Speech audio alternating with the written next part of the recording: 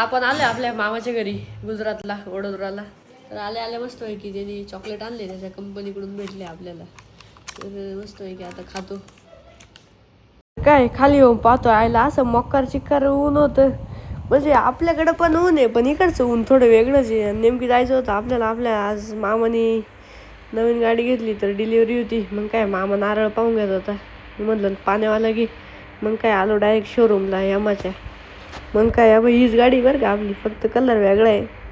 मग काय म्हणलं कॉंग्रॅच्युलेशन म्हणलं. मग काय एकदम टॉपमध्ये पहिलीच राईड डायरेक्ट आपले स्वतः भाऊ बसले होते मामा आणि मी. म्हणलं चायला एकदम भारी बरं का गाडी. ॲक्टिवाला सुद्धा तोड आहे, लय भारी गाडी. मग काय लगेच आपल्या बिल्डिंग खाली गाडी आणली. मग काय लावली तिथं. मग लगेच तिथं मस्तपैकी म्हणलं एकदा एक चक्कर मारून आवा. मग काय लगेच चक्कर मारायला गेलो.